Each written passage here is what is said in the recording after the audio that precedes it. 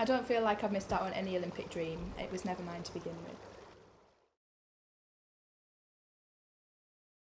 Everyone I knew had swimming lessons till they were around 8. We also had swimming lessons at school. When they all quit, I was tempted to, but my parents said I might as well stick with it, as they do. And the first time I ever swam, I wouldn't actually get into the pool. I screamed and kicked up such a fuss. My dad had to come and help me in. I had no idea what was going to happen with swimming. I just knew I wanted to carry on, and at that time in my life it didn't really affect me. It was just fun, and it wasn't until secondary school where it became more serious and more strenuous. I had a normal childhood. I did piano, gymnastics, choir, brownies. It was the same as everybody else's, and I wanted to be an artist because I love drawing like all kids do. And the more I swam, the more I wanted to swim professionally.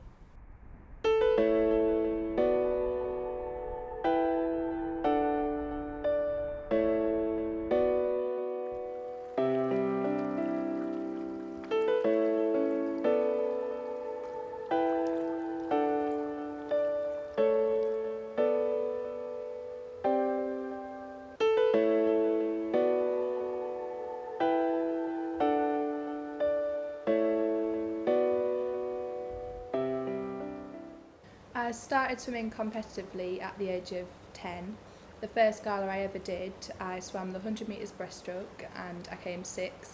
All I cared about was the fact I got a medal though, and there wasn't any pressure on me when I was 10. I just loved to swim. People around school did know me as the girl who swims, but I was quite proud of that. At the same time, I'm like a lot more than just a swimmer. And by the start of college, swimming was my main focus, and it was practically my life before then.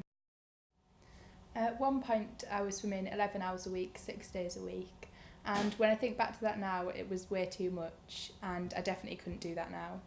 I did 2 mornings a week, and a professional routine would be morning and night every day with like lots of gym time in between. I had a diet plan though, and carbs and sugary sweets before galas to boost the energy. And of course I was self-conscious of having like a muscly body. I had my 2 best friends were really thin, and I was definitely aware that out of them I was the bigger one of the group. The day before I started school, I went swimming with my dad, and I jumped in for him to catch me. And as I jumped in, I whacked my chin off the swimming pool, the corner of the swimming pool, cracked my chin open, and there was blood everywhere. I started school the next day, primary school, with a massive great big plaster on my chin. So that was one memory that sticks out.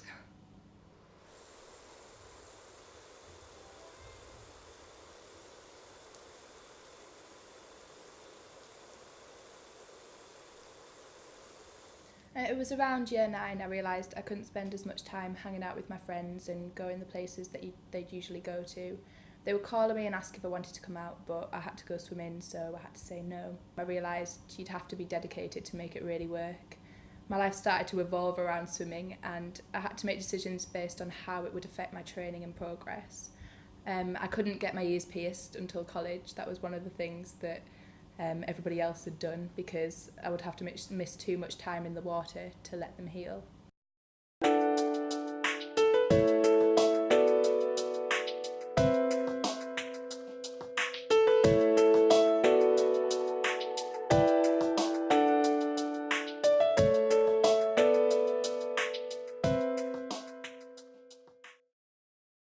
I chose to come to Northumbria Uni, and it is close enough to home to visit, but far enough to keep my independence as well.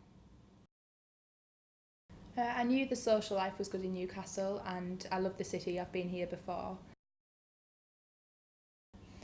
I'm currently studying law, and it's something that I've always enjoyed, and hopefully at the end of it I can get a career as a barrister, possibly as a criminal or family barrister. I've joined the swimming team at uni and I'm competing for them, but the team here are in it more for the friendships and the socials, and it's just a hobby.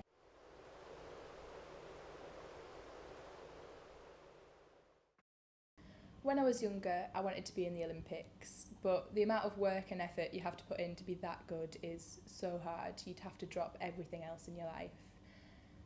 And I don't feel like I've missed out on an Olympic dream because it was never mine to begin with.